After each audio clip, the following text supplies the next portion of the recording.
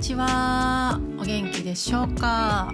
はーい、このポッドキャストは日本語学習者、中級者、上級者向けのポッドキャストです。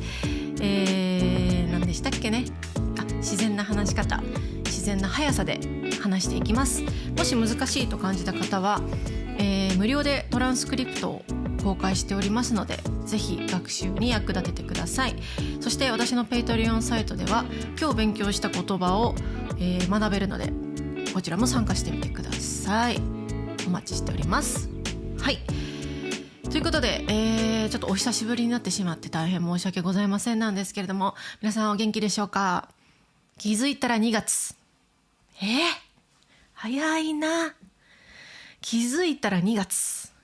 本当にね、恐ろしい。この間明けおめとか明けおめことよろみたいなこと言ってたのに、メリクリみたいなハッピーハロウィーン遡るとね、はい、最近のような気がしますよねという話なんですけれども、はい、最近私はちょっと引っ越しがね、本当になんでこんなに引っ越しって大変なのかなっていうぐらい大変で、でも今だいぶ落ち着いてきて、まだちょっと荷物がね片付いてないんですけれども、そんなことをしたりとか、ちょっと、別のお仕事がね、別のお仕事って言ってもなんか日本語レッスンなんですけどが忙しかったり、ちょっと体がヘトヘトでポッドキャストを作る気が起きずという感じだったんですけれども、一番のちょっと遅れてしまった理由はですね、今回のトピックに準備に時間がかかりましたという今回のトピックを話そうと決めたのは結構前なんですけど、いろいろ調べてたらね、もうね、情報がいろいろあって、それをまとめるのに少し時間がかかりましたよという話で、はい、だから今日のトピックはものすごく情報が多いです。はい、皆さん楽しんでいっていただきたいんですけれども、日本語が少々難しいので、歴史の話とかをめちゃめちゃします今日。もう歴史ですってか、今日は歴史の勉強ですっていうぐらいですなので本当に難しいので、トランスクリプトを見たりとか、YouTube で見ている方はトランスクリプト字幕が下にありますので、ぜひこちらを見ながら聞いていただきたいなと思います。はい、今日のトピックはですね、呪物。日本の呪物。はい、呪物とか言って可愛く言ってるけど、全然可愛くないものですね、呪物。呪いのものと書いて呪物。はい、皆さんはね、やっぱ呪物といえばなんとか回戦みたいなね、なんとかかんとか回戦が流行っておりますけれどもねそう、呪術廻戦ですよね、アニメ。皆さんね、呪術廻戦、ちょっとこれ本当に言いにくいんですけれども、呪術廻戦はね、1回ぐらい聞いたことあるんじゃないかなと思うんですけれども、日本のねアニメなんですけれども、この呪術とか呪物、はい、今日のトピックね、呪物を元にしたアニメでございます。はい、呪物さっきから言ってるけど、なんぞやそれなーにっていう話ですね。はい、漢字は呪いのものと書いてあるんですけれども、呪物とは超自然的な力が宿っているもの。で、簡単に言うと、この呪物を持っていたり、あるいは近くに置いてあると、いいことが起こったり、悪いことが起こったりする。あとは呪われたりする。最悪な場合は死に至ってしまう可能性もあるというものでございます。はい、アニメの呪術廻戦、ちょっと本当に言いにくい、呪術廻戦の場合は基本的にはあれですよね、呪い系、なんか恨みとか悪いものとして呪物が扱われていると思うんですよね。なんか特級呪物とかね。はい、でも呪物っていうのは、悪いものだけじゃないんですよ。呪いって書いてるんですけれども、この呪いの漢字って悪い意味だけじゃなくて、まじないといういい意味もあるので、いいことを、起こしてくれるものも呪物だから、そう考えると多分お守りとかああいうのも呪物だと思いますね。はい、入るんじゃないかなと思うね。守ってくれるお札とかね、あと仏像とか、ああいうものも呪物の一つだと思いますね。はい。で、今日はですね、呪物、日本の呪物についてお話ししたいんですけれども、いいものもあれば悪いものもあるですね。はい。で、前半はですね、呪物、2つかな。2つ。で、後半また、でっかいの2つっていう感じですね。はい。で、今回ね、呪物って言ってもなんか、私そういうのを信じておりませんっていう人もいると思うんですけれども、こういうものは、信じるか信じないかは人それぞれ。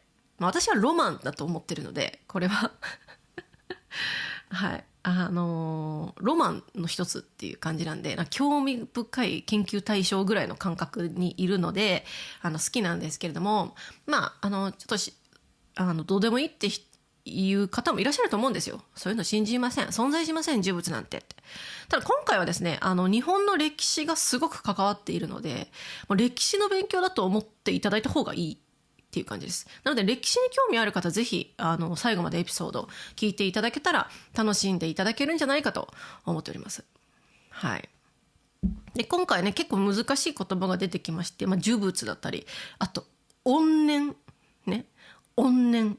はい、怨念っていう言葉がね何回か出てくるんですけれども、怨念はですね、深い、憎しみ、深い恨みの気持ちが怨念ですね。はい、恐ろしい。で、もう一つはね、たたりっていう言葉も出てくるんですけど、たたりっていうのはですね、人間じゃない何かが人間に災いをもたらすことですね。たたりって言いますね。そう、なんか不自然な災害が起きたり、災いが人間に降りかかってるっていうことがたたりっていうんですね。例えばもののけ姫とかね、たたり神とかね出てきたよね。人間に悪い影響を与えてくるこの恨み、この怨念がたまりにたまった神様のたたり神とかね出てきた気がするんですけれども、例えば神社で悪いことをする、なんか神社でなんか落書きとかしちゃったりとか、なんか物盗んじゃったりしたら日本でね、その後に例えばなんか怪我しちゃったとか、すごい重い病気にかかっちゃった、そういうのって、これは神社で悪いことをしたからたたりが来た、たたられたとかね、動詞でたたるって言うんですけど、たたりが来たとか、たたられましたって言ったりするんですよね。はい。なんかちょっと科学的に証明できないような悪いことが起きちゃったりするみたいな。はい、怖い。はい。私はね、そういう出来事は今までの人生で一個もないんですけれども、皆さんはどうでしょうか。はい。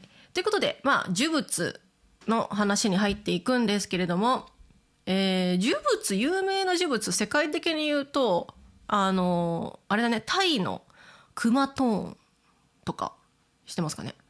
はい。あれは人間の手で作られた呪物ですよね。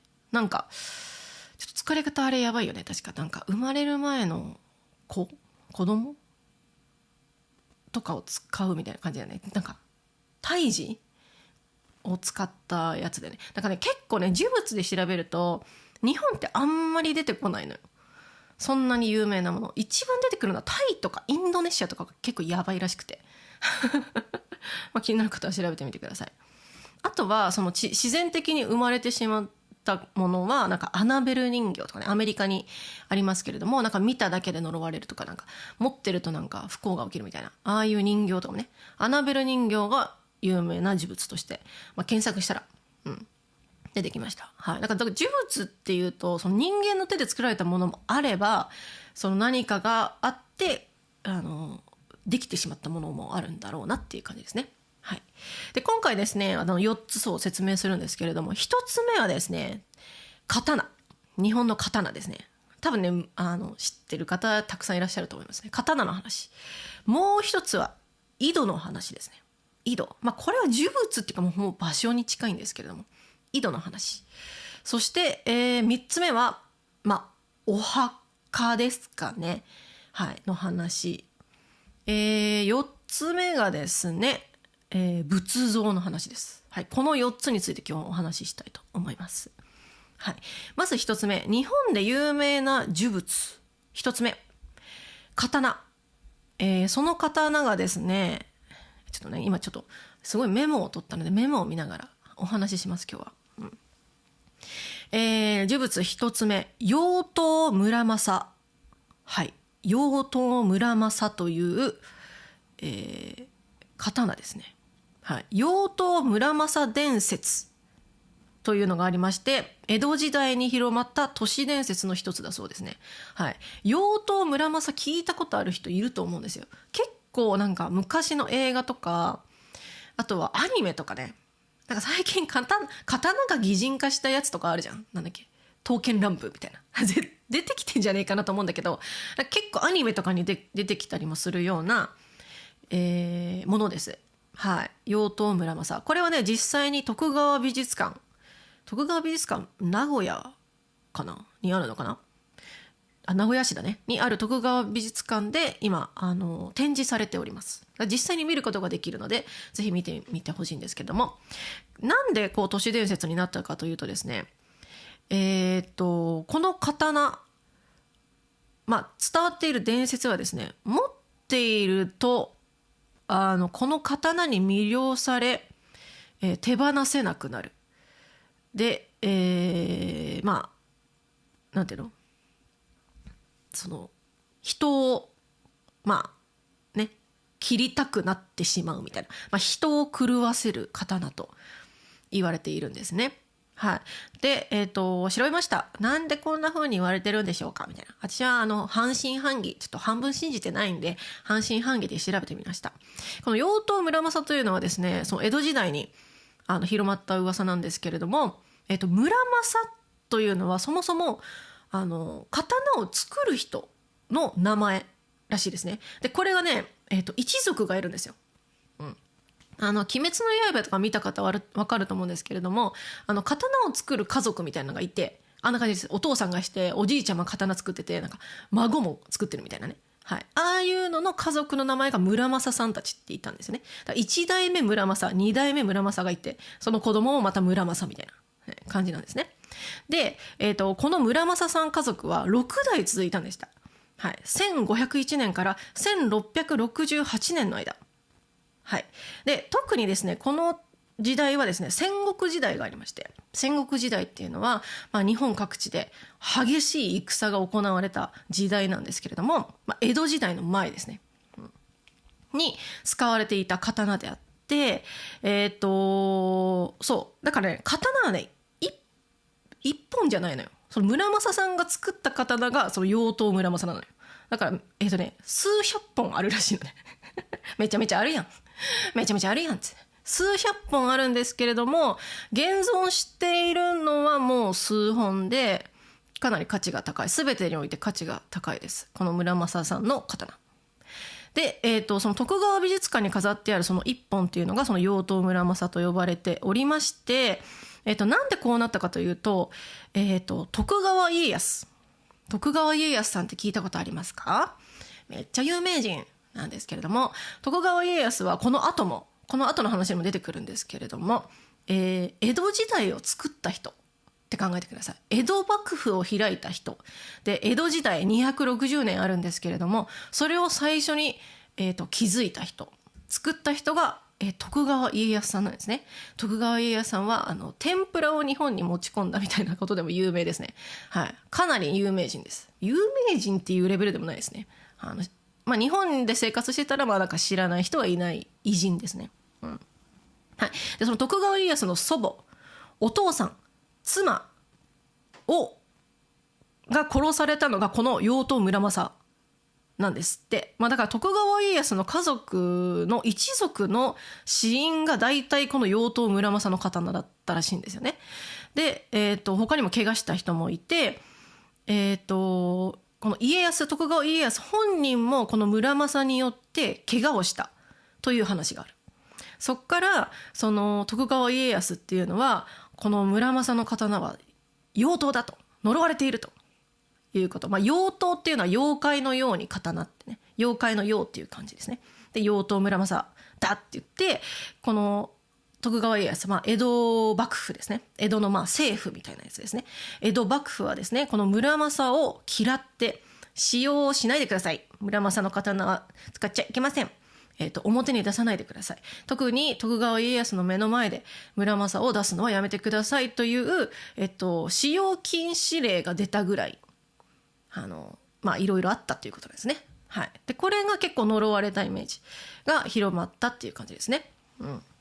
あとは戦国時代にすごい使われていたからシンプルにこの村正の刀っていうのがものすごく人を殺めてしまった刀たち、何本もあるんでね、はい、っていう感じなんですね。はい、これはね今ねすごく冷静に考えた結果ですね。はい、いろいろな説があるんですけど昔の話なんでシンプルに多分この村正の刀がすごくいい刀でめちゃめちゃ切れ味が良かったらしいんですね。だからみんなが使っていたし、だから怪我しやすかったみたいな、ちょっとさってやっただけでパッみたいな血がブシュみたいになっちゃってたんじゃないかみたいな、すごいいい刀だったらしいんだよね。だからこそ恐れられてこの妖刀村正伝説っていうのができた、はい、っていう説もありますし、そもそもこの刀自体がものすごく美しい刀だったんですって。だからこの村正一族というのはものすごい才能があった刀作りの方々だったんでしょうね。この村正がものすごい美しくて、だから村正を持っていると魅了されちゃうんです。それ本当らしいんでね、この刀はすごく美しい、使いたいみたいになっちゃうからこの妖刀村正伝説につながったんではないかという話もあるということですね。確かにある意味それは妖刀ですね。持ったら人を魅了してしまうみたいな、すげえこの刀ってなっちゃうものみたいな、はい、それが一つ目、妖刀村正の伝説でございます。はい、次二つ目はですね、日本の呪物、お菊井戸。これは有名なんですよね。お菊井戸。はい、井戸っていうのはですね、今もあるんですけれども、昔ね庭とかに丸い岩で作られた丸いところがあって、その水を汲むために使われていたところですね、井戸っていうんですね。はい、今もあるんですけど、この井戸にまつわる怖い話っていうのはめちゃめちゃあるんですよ。はい、皆さんも気をつけてくださいね。日本で最近空き家とかを買う人多いじゃない？で空き家を買って井戸があったりするんだよね。で井戸を適当に壊しちゃったり埋めちゃったりする人結構多いらしいんですけれども、呪われるとかそういう話が最も多いのはこの井戸を壊したり井戸を適当に埋めちゃうことが一番やばいって日本では言われていることなんで皆さん気をつけてください。はい、でこのお菊っていうのは人の名前です。お菊さん、女性の名前ですね。でお菊井戸、はい、って言われているのが日本の呪物、場所ですよねこれは、として有名でございます。はい、これはですね姫路城の敷地内にあります。姫路城行ったことある人いるよね。兵庫だっけちょっと待って、やべバカがバレる。兵庫県でしたよね姫路って。すごく大きいお城でして、お城ファンの中では姫路城は最も美しいとか言われたりもするんですけれども、そこにあります。私行ったことないんですけれども、はい、でこれが作られたのが1519年、と言われていますね。さっきの村正と同じような時代ですね。はい、はい、でこれはですねこのお菊さんという方がめちゃめちゃ有名ですって日本でね。で何で有名かというと怖い話です。昔の日本の怪談でお菊さんというのはめちゃめちゃ定番なんですね。はい、でどんな話かっていうのは今日ちょっとしたいと思いますね。はい、この井戸の、が呪われていると言われている由来です。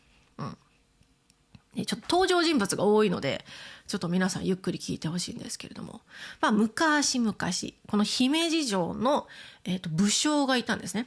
偉い人、はい、偉い侍さんですね。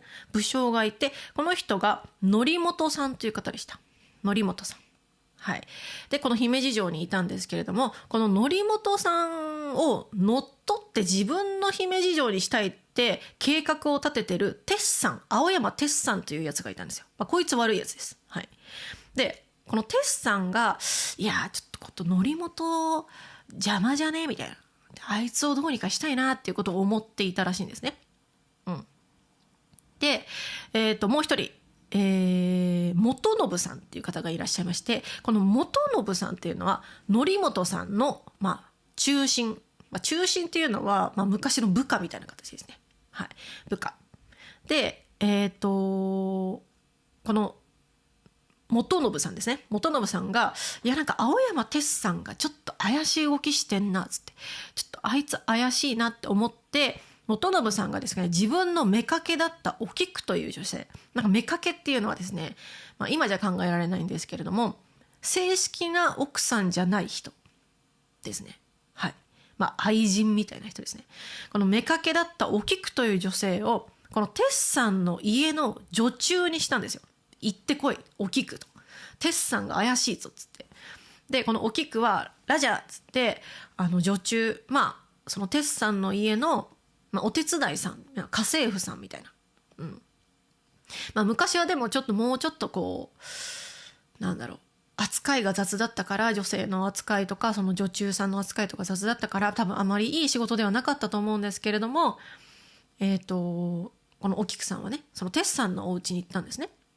で、見事ですね、お菊はですね、お花見の時にですね、この鉄さんが則本を毒殺しようとしてるのを突き止めたんですよ。あいつ毒殺しようとしてますみたいな。で、計画を中止させたんですよ。すごいスパイじゃないお菊さん仕事できるって感じですよね。はい。ただですね、そしたら、その、テスさんですね。テスさんがですね、いや、この家の中にスパイがいるぞと。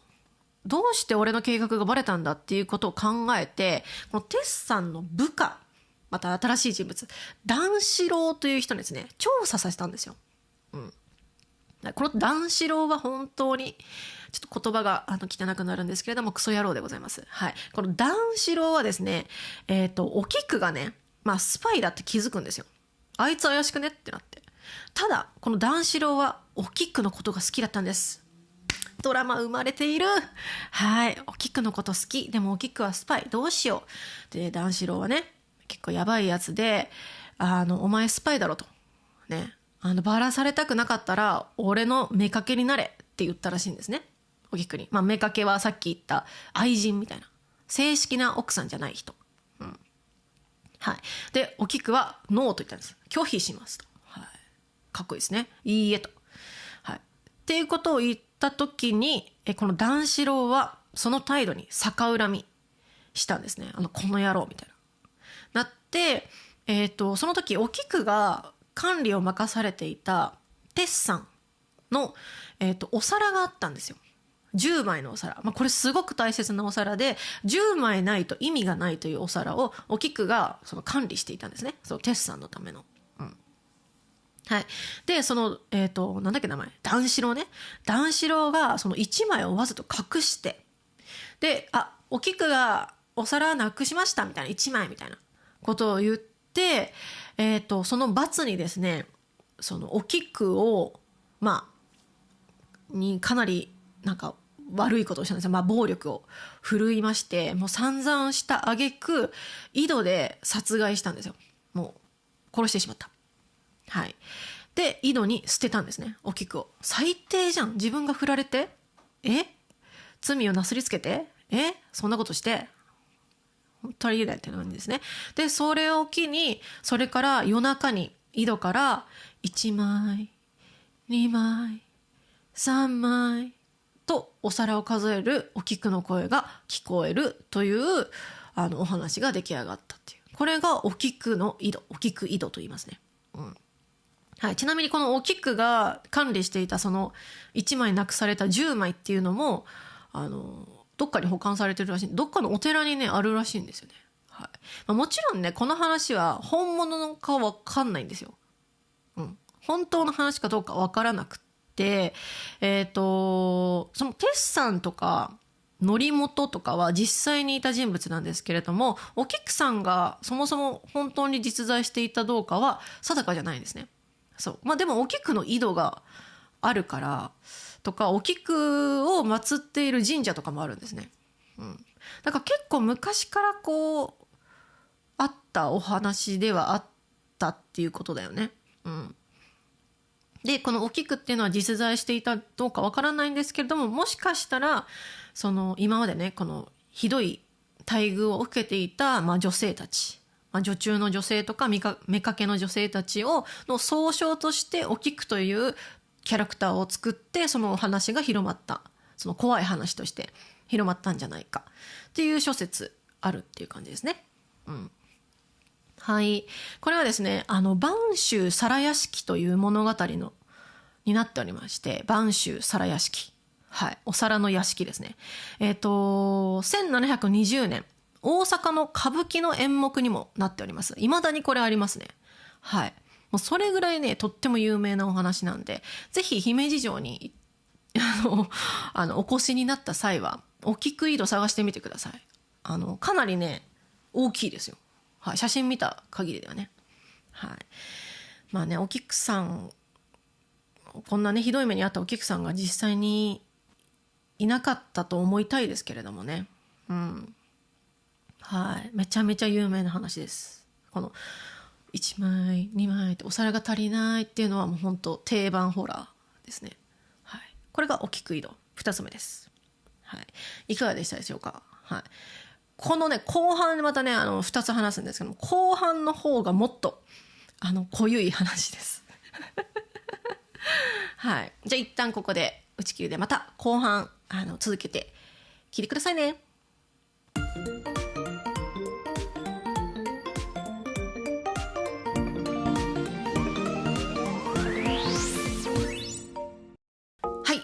後半はですねまた2つお話ししたいんですけれども、これがまた面白い話なんですけれども、1つ目は、いきます。呪物ですね。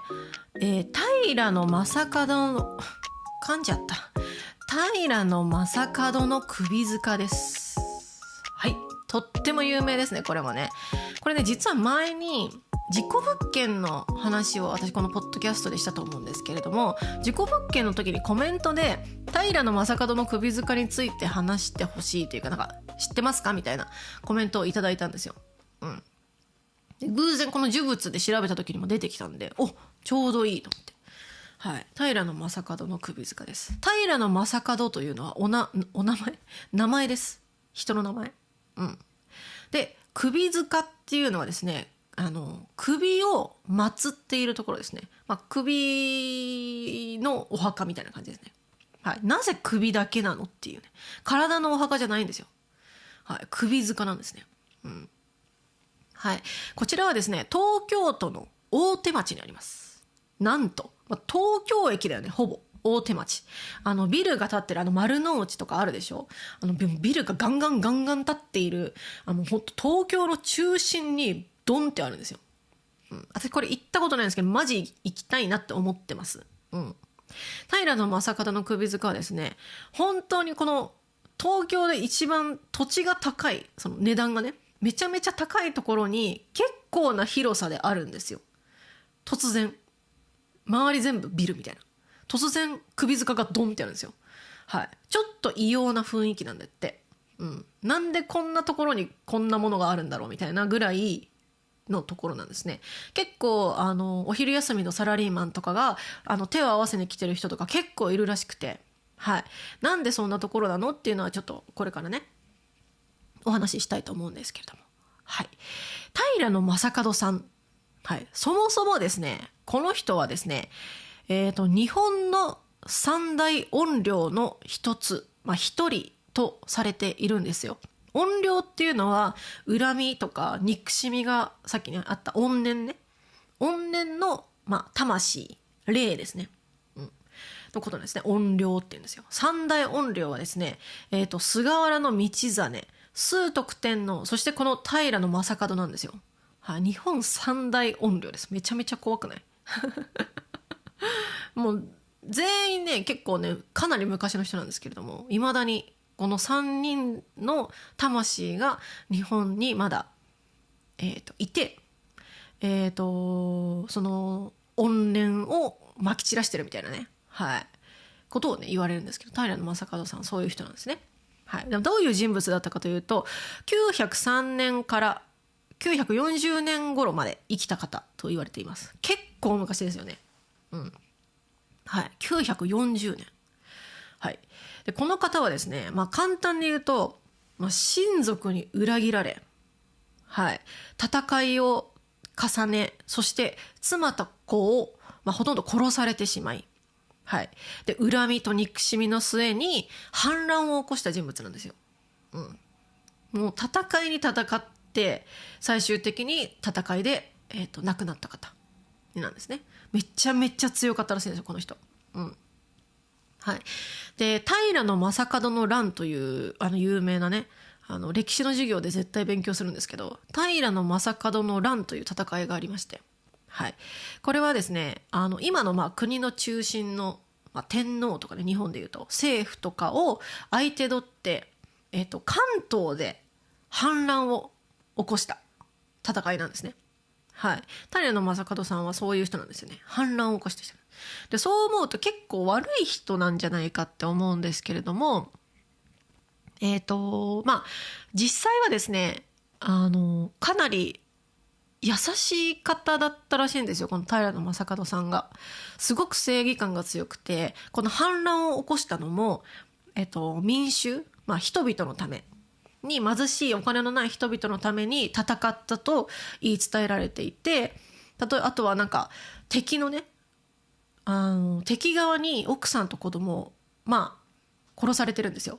奥さんと子供は敵側に殺される寸前で自分で自害してるというか知るんですけど、ほぼ殺されたように近いですよね。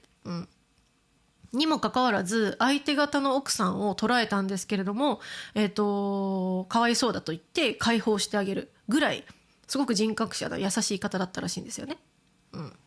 はい。ただね、その親族に裏切られ妻と子を亡くしてしまったことで、この恨み、この怨念っていうのがものすごく増してしまった方なんですよ。闇に落ちてしまったっていう感じですよね。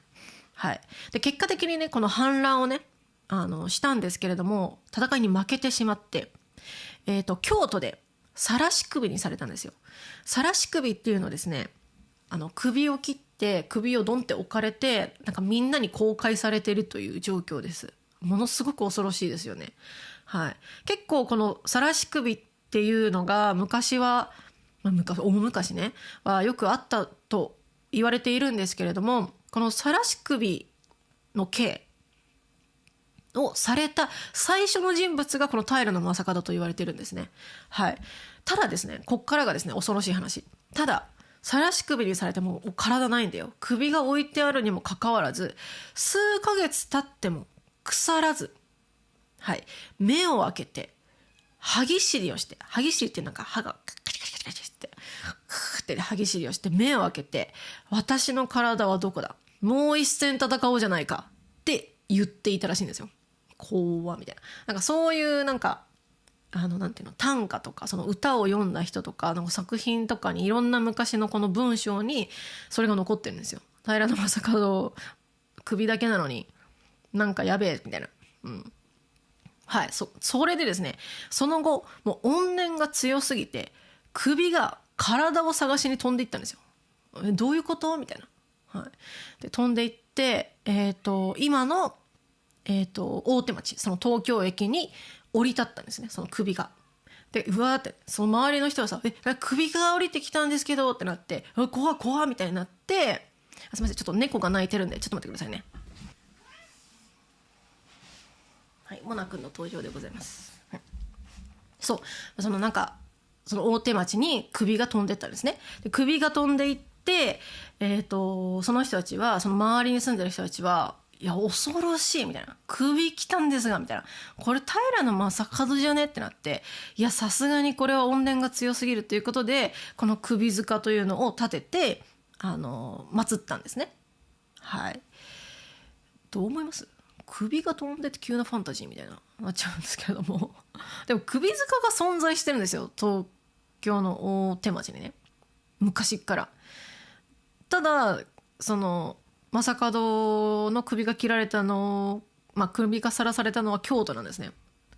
はい、なぜ大手町にあるのかっていうのはやっぱり首が飛んできたからっていう理由らしいんですけれども、はい、もしかしたらその実際にね首がこのプーンって飛んだわけじゃなくて、その何かこの将門の怨念、将門は関東でその反乱を起こして関東の人のために戦いを起こした人なんで、その自分は関東に帰りたいという気持ちが強くて、その何かねその魂だけ関東に帰ってなんかあったんじゃね、その心霊現象みたいなことが、なんか夢で平将門が帰ってきてる夢見たとか、なんか将門の首が見えたとかね、なんかそういういろんなことがあってちょっと将門さんを祀ろうぜっていう感じになったのではっていう思いますね。わからないです真実は、はい、ただですねこれまだまだ続くんですよ。で何が恐ろしいかというとですね、まあ最近です。これが起こったのが940年とかだからめちゃめちゃ前だよね。ただですねそっからどんぐらい1000年ぐらい後ですよねに首塚をね壊してもう政府の建物を建てましょうかって計画をしたんですよ。江戸時代終わった後ぐらいですね。で政府の建物を建てたんですけれどもその直後にですねこの建築に関わった関係者が次々と亡くなりまして、で怪我をした人病気になった人が続々とバタバタ倒れまして、はい、これがね14名以上と言われてるんですね。はい、結構な人数みたいな。で、これは将門のたたりだと言われて、また首塚が建てられます。戻ります。はい、ね偶然じゃねとか思ったりするんですけど、14名は確かにちょっと多いよなっていうね。しかもそれのたった直後に起こっていることなんでっていうね。あと平将門の近くにいた人、その政府の建物が建って平将門のその首塚があったところの近くに座っているみたいな、そこにデスクがあった人を中心になんか倒れたみたいな説もあって、本当かなみたいな、どんな感じなんでしょうか。あともう一つ、戦後ですね、はい、米軍の、GHQ ですね、はい、日本はね米軍の支配下になりましたので戦後はね、GHQ がですね、何も知らないわけですよ。平将門誰ですかっていう感じなんですけどね、はい、で首塚を壊そうとしたんですよ。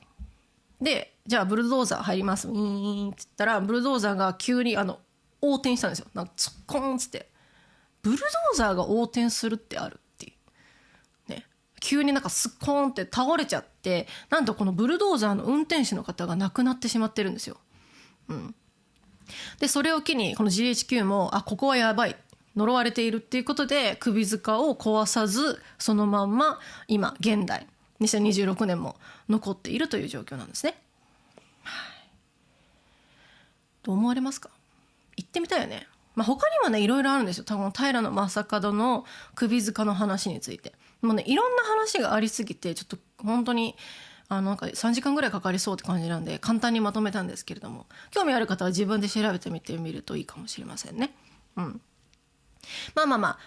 も平将門のこの首塚なんですけれども、呪われているとか怖いって、すいません猫無視してください。いつもこんな感じなんで、呪われているって思っているというよりは、やっぱり関東のために戦ってくれた方、関東の人々の救おうと戦ってくれた方なので、どっちかというとこの首塚は呪われた怨念の場っていうよりはその関東の守り神だと言って参拝にっていうか拝みに来る方もかなり多いそうですね。パワースポットみたいな。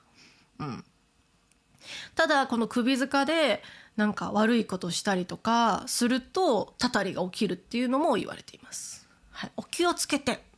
はい、私行ったことないけどね、まあ、すぐ近くだから大手町ね、なんか大手町の近くとかで働いてる人さ、なんかお昼休みぐらいにちょっと正門さんにお手を合わせに行ってみるといいかもどんなランチタイムって感じですけれども、はい、いかがでしょうか。はい、面白いかな。面白い。私個人的にめっちゃ面白いんだけど、面白いはい、最後です。これもまた面白いですね。もう一つ、これはね、仏像のお話です。まあこれも悪い呪物というよりはいい呪物って捉えた方がいいと思いますね。はい、捉えた方がいいっていうか、そういうものです。はい、はい、仏像なんでね。善光寺の、善光寺如来。はい、これね、フルネームめっちゃ長いんだよな。善光寺如来。ちょっと調べます。善光寺如来。はい、善光寺如来、一光三蔵阿弥陀如来、一光三蔵阿弥陀如来。はい、漢字が多い。すごい。はい。まあ、このね、善光寺というお寺がですね、長野県にあるんです。私ここ行ったことあります、実は。善光寺2023年に。はい、もうめちゃめちゃいいところでした。はい、善光寺というのはですね、結構ね、有名でして、ちょっとことわざがねいくつかあんだよね、善光寺にまつわる。それを紹介するね。まず1個目はですね、牛に引かれて善光寺参りということわざがあります。はい、牛に引かれて善光寺参り。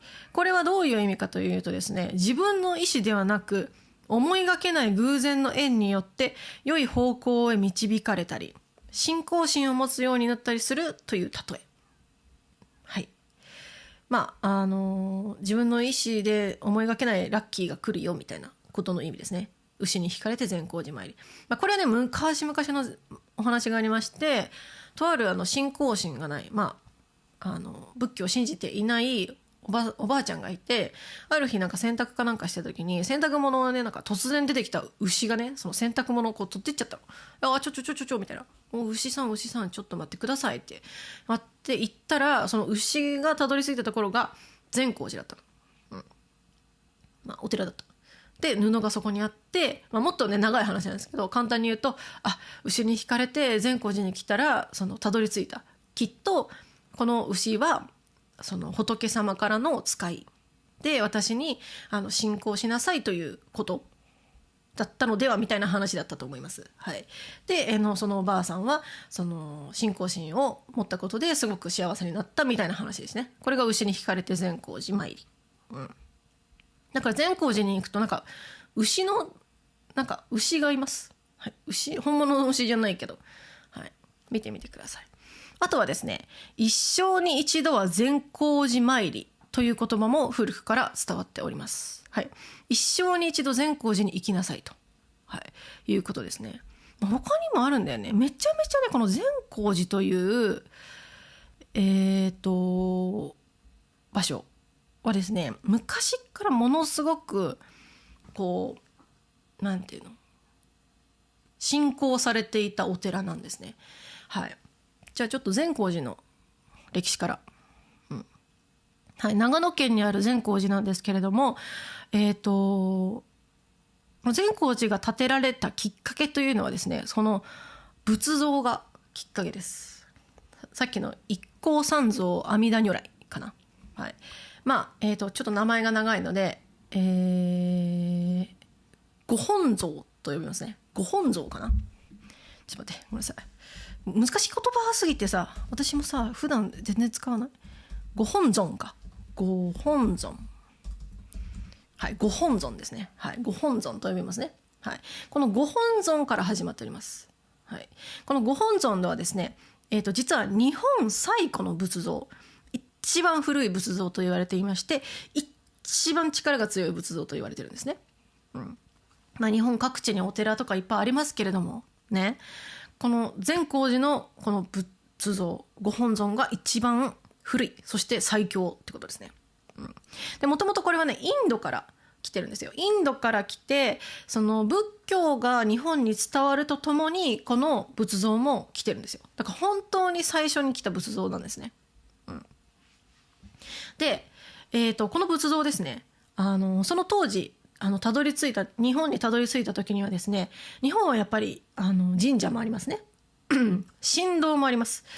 で神道派もいれば仏教を信仰する派もいてっていう感じだったんですよ、当時。で、その当時その物部氏という人と、蘇我氏という人がいて、蘇我氏は仏教を信仰していたんですけれども、物部氏というのは神道派だったんですよ。で、蘇我氏がこの善光寺のこのご本尊を大切にしたいと言っていたんですけれども、そのライバルの物部氏がなんかダメだっつって、そんなものみたいなことを言って、なんとこの仏像を、川に捨てちゃうんですよ、ボイって。はい、おいおいおいって突然いなくなっちゃうじゃんみたいな。で、その後なんと物部氏めちゃめちゃ強かったんですけれども、一族滅びます。はい。これがね、そのご本尊のパワーが強いと言われる一つ目のきっかけらしいんですよね。そのご本尊を川に捨てた物部氏が滅びたいということがたたりなんじゃないかとちょっと噂され始めたみたいな感じなんですね。でその後ですね、吉光さんという、一般人です。吉光さんという方がですね、偶然川でご本尊を見つけるんですよ。なんだこれはみたいな、ありがたいぞ、なんだこれはってなって、どうやら捨てられたご本尊だっていう風になって、この吉光さんという方はですね、お寺を作って、その長野県に今のこの善光寺を建てるんですね。はい、で善光寺の善って良いっていう字なんですよ。で良い光と書いて、善光なんですけど、この吉光さんの漢字は吉光と書いて善光と読むんですね。はい、同じ漢字なんですよ。だから吉光さんが作った善光寺なんですね。はい、漢字一緒です。はい、で善光寺を長野県に建てますと。でご本尊をそこに、祀ったということですね。はい。ですが、これにまつわる伝説というのがいくつかありまして、特にですね有名なのが、このご本尊が43年間だけ善光寺にいない時代があったんですよ。長野県から姿を消したということです。はい、この時代のお話がものすごく面白い。はい。その時代はズバリ戦国時代です。はい、戦国時代はもういろいろありますね。戦国時代とはですね、日本が荒れて戦いに戦いを、重ねた時代、だいたい150年ぐらいだと言われてるんですけれども、15世紀末から16世紀末ぐらいみたいな言われていますね。江戸幕府、さっきの徳川家康さんの江戸幕府が始まる前、っていう感じですね。はい、戦国時代有名な武将がたくさんいるんですけれども、その中でも有名なのはまず武田信玄、最強の騎馬軍団と言われる武田信玄ですね。馬の部隊がめちゃめちゃ強くて誰も勝てなかったみたいな伝説の武将ですね。武田信玄、はい、名前は聞いたことあると思うんですけれども、そして織田信長ですね。織田信長もとっても有名ですね。もうアニメにも出てくるしね、ゲームにも出てくるよね。そして、豊臣秀吉、はい、豊臣秀吉ね。そして徳川家康です。はい、戦国時代とても有名だったこの4人なんですけども、善光寺のご本尊、この4人が関わってるんですよ。はい、面白いですよね。どんなことがあったかというと、まず武田信玄はですね、結構信仰心が強くて、仏教の。はい。で、戦争をするんで、ちょっと善光寺の、その、ご本尊が、ちょっと戦争でちょっとなんか焼けちゃったりするの心配だな、みたいな思って、何を考えたか、そのご本尊と、お坊さんとかも全員、山梨に持ってっちゃったんですよ。で山梨に、海善光寺という善光寺2みたいなのを作っちゃうんですよ、自分で。みたいな山梨県、実はまだあります。山梨県に甲斐善光寺というお寺あります。はい、こちらはその武田信玄の関係のあるゆかりの地としてかなり有名なんですけれども、その長野県の善光寺のご本尊をその山梨に持ってって勝手にお寺作っちゃったんですね。はい、でなんでそれをしたかというとですね、自分が信仰心が強くてとても大切なご本尊を大切にしたいという気持ちプラスですね、武田信玄はめちゃめちゃ強かったんですね。でめちゃめちゃナルシストなんだけど、俺は仏に選ばれた最強の男だって言ってたらしいんですよ。だから自分はこの最強の仏を自分のもとに置いときたいと思ったんですね。はい、すごくわがまま。はい、とあとご本尊っていうのはもうすでにものすごい人数の人たちが信仰している仏像だったので、これを持ってれば人が来んじゃないかっていう、はい、実際にこの甲斐善光寺を建てた時にめっちゃ人来たらしいんですね。儲かってるやないかいと。はい、で結果的に武田信玄、病で亡くなります。でその後ですね、武田信玄の後を継いだ、名前なんだっけ、武田、名前忘れたんですけども、その2代目の人はですね信仰心が薄くて、このご本尊を適当に扱ったらしいんですよね。はい、それとみるみるうちにこの武田家というのはどんどん弱くなっていって一族が滅亡します。あんなに強かったのに滅亡終わり。はい、でこの滅亡をさせたのは織田さんなんですね。織田家、織田信長。はい、この織田信長はですね、争いが上手でとても冷酷な男と言われておりまして、冷たい男ですね。はい、信仰心ゼロですこの人。はい、ただですね、信長はね信仰心ゼロでですね、いろんなお寺を焼き払ってるんですよ。火つけてるんですよ。最低じゃんね。もうすごいことしてて、ただこの善光寺とその善光寺のご本尊だけは壊したり火つけたりするともう日本中の民衆から反感を買うと、怒られるというか、お前ふざけんなってなる。それは良くないっていうことで、計画的な男ですよね。ご本尊と善光寺だけは燃やさずに残したんですよ。はい、で、ご本尊をなんと今度は自分の岐阜県に持って帰っちゃうんですね。なんでみんな持って帰んのみたいな長野県戻してくださいよって。はい、で岐阜県に持って帰ってしまうんですよ。はい、で俺のもんだっつって、ただその年の6月信長が有名な本能寺の変で、亡くなってしまうんですね。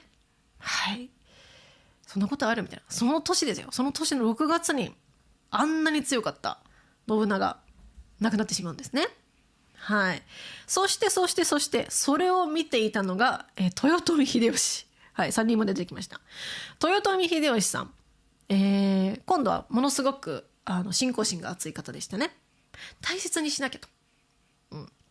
はい、ということでご本尊をですね今度は京都に持って行ったんですよ。いや長野返したれよとなんで誰も返さないわけ。自分のものにしちゃうんだね。大切にしますって言って自分の京都に持って帰ったんですね。はい、で京都に持って帰って本当に大切にしますってやってたんですけれども、なんとこのあとすぐ病に倒れます。はい、豊臣秀吉さんもものすごい権力者でものすごい力を持ってたんですけれども、病に倒れてしまうんですね突然。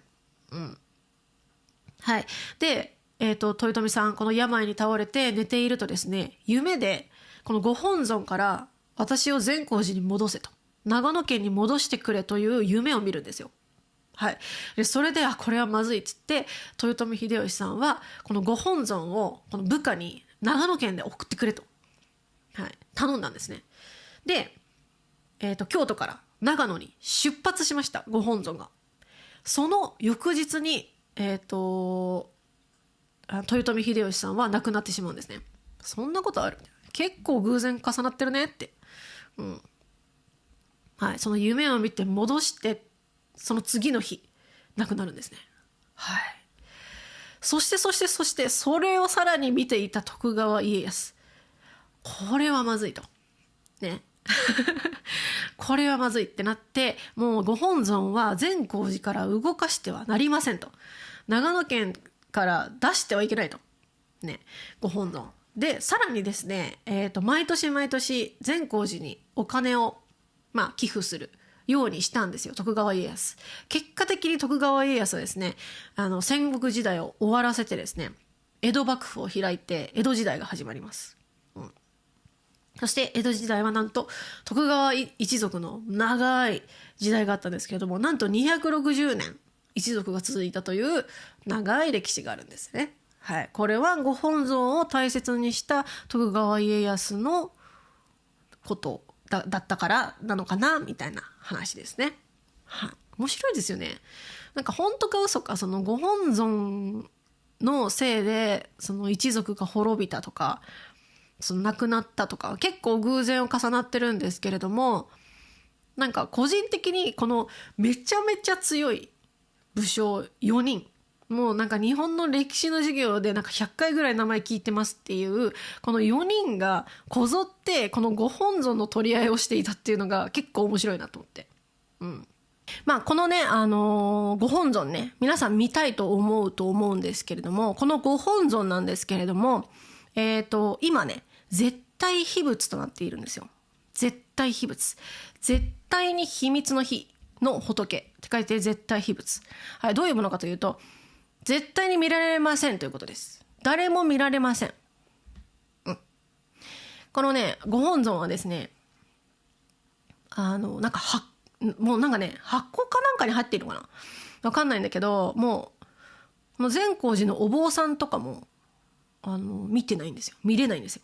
だから今生きている人一人もこのご本尊見たことがないってことですね。絶対秘仏となってるので見れません。はい、なんかね、だからなんか都市伝説で本当はこのご本尊存在していないんじゃないか説みたいなのあるんだよね。はい、ないから隠してんじゃないのみたいな、もうなくなっちゃっているという事実を隠すために絶対秘仏にしてるんじゃないかっていう説もあって、これは本当に都市伝説ですね。なぜなら誰も見たことがないから。はい、面白くねはい、ただですね、このご本尊なんですけれども、そのご本尊と全く同じ形をしたなんだっけな、前立ち本尊というのがあるんですよ。前に立ってる本尊ですね。だからこのご本尊は見れないんだけど、この前立ち本尊というのは見れるんですよ。全く同じ形。それってなんかレプリカじゃんみたいな。意味ないじゃん、コピーじゃんと思う方いると思うんですけれども、そんな簡単な城じゃなくて、確かに本物じゃないんだけど、もう何百年という、下手したら1000年とかをこのご本尊の代わりに信仰の対象としてされていた仏像なんですね。だからこの前立ち本尊もとっても大切なんですよ。この前立ち本尊いつから存在しているかというとですね、戦国時代の武田信玄はすでにこの前立ち本尊も一緒に、盗んでるんですよ。盗んで山梨県に行ってるんですよ。ご本尊と前立ち本尊を盗んでるんで、武田信玄が。だから戦国時代の時からもうご本尊は多分絶対秘仏になっていて、前立ち本尊を皆さん信仰していたっていう状況になってますね。だからこのご本尊を最後に見た人は何年前の方なんだろうかっていうね。はい、なんで絶対秘仏になっちゃったのかもちょっと調べがいがありそうですね。はい。はい。っていう。そうで、この前立ち本尊はさらにこれ普通に見れるわけじゃないんです。これ7年に1回しか見れません。嘘でしょって。はい。どんだけ隠されてんのこの善光寺っていうはい、7年に1回だけね、この御開帳っていう時期が確かに3ヶ月ぐらいしかないんですよ。3ヶ月ぐらいのこの7年に1回のこの短い時間だけ見れるんですね。で、御開帳っていうと扉が開いてですね、この前立ち本尊が見れるんですよ。そうで、私はこの7年の一度の御開帳に行ったんですよ。2023年に最後の。で、私全く知らなくて、こんな話。善光寺ねみたいな、長野県にあるお寺だよねぐらいの感覚でうちのお母さんについてたんですよ。そうでなんか見ました。めっちゃ遠かったけどご開帳ですみたいな感じで扉がパーって開いてありました。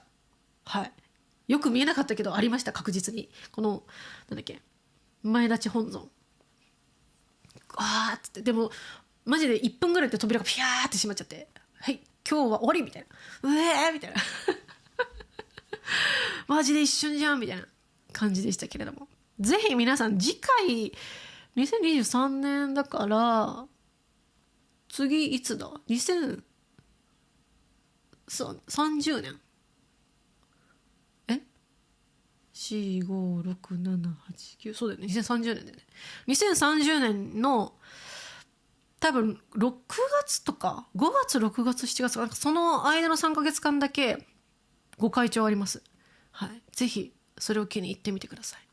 はい、いや分かんないけど私2023年から運気上がってる気がするんだよね。なんかいいことばっかりでさ人生上り調子なんだけど、はい、これは猫のモナ君が来たおかげだってずっと思ってたんだけど、もしかしたらご開帳を見て前立本尊を拝めたからかもしれないですね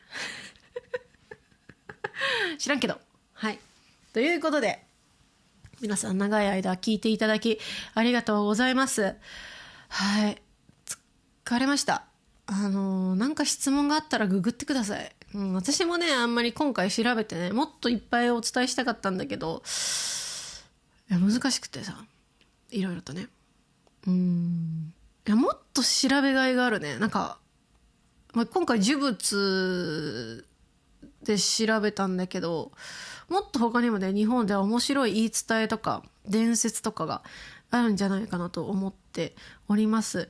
一番身近なところで言うとその東京大手町の平将門の首塚はねいつか絶対行ってみたいなと思いますし、善光寺ももう一回この話を聞いた上でもう一回行ってみたいと私は思いますね。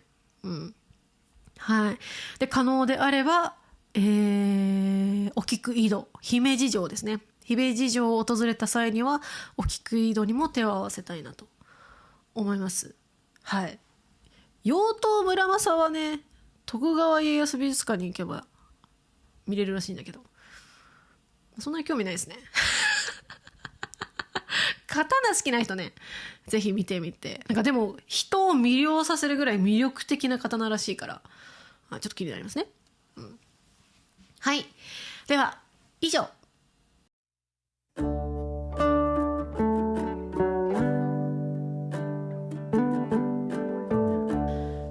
今日話したのはまたトランスクリプト作りますので私のウェブサイトをチェックしてみてください。インスタグラム YouTube こちらのフォローもお願いいたします。はい、YouTube ではですねYouTube ではですねメンバーシップで、ゲームのプレイ動画を見れますのでぜひメンバーシップ参加してみてください。はいいやバルダーズゲートやりたいんだけどさちょっと割引待ってます今。バルダーズゲート割引待ち高いからいやなんか発売した直後だったら正規の値段で買っていい気がするんですけど最近結構割引出てる中で正規の値段で買うのはちょっとすごい損した気持ちになっちゃうから割引待ち中って感じですね。はい、あとですね、サニーサイドジャパニーズポッドキャストあります。他の先生と一緒にお話ししている対話式のポッドキャストなのでこちらもぜひチェックしてみてください。あとゆうゆさんとの春と日本語のゆうゆの日本春とゆうゆのゲームで日本語というポッドキャストもあります。ゆうゆさんとゲームについてお話ししてますのでこちらもフォローお願いします。実は最近エピソードを収録したんですけれどもまだアップしてないねすいません。はいあとペイトリオンですね、今日いっぱい難しい言葉出ましたのでぜひペイトリオンで、言葉の勉強をしてみてください。お待ちしております。はいいや喋り疲れちゃったよ。なんかこの後私お休みポッドキャストも収録しようと思ったんだけど無理だね。いやでも、個人的にはこのトピックすげえ面白かったな。って思ってます。皆様の感想もね教えてくれたらいいなと思います。はい、まあそんなもの一つも信じませんっていう人もいると思うんだよね。結構なんか日本の方だったら結構こういうの信じるみたいな人多いと思うんだけど、やっぱ宗教観とかさ、やっぱ文化によって違うじゃん、感覚が。だからいや信じねえよこんなもんって思ってる方もいると思うんですけれどもね、まあ歴史って見るとおもろいなっていう感じしません？日本の歴史としてね、あんなに強い武将たちがさこんなことしてたんだみたいなね。はい、ということで以上です。皆さんお疲れ様でした。また次回、さよなら。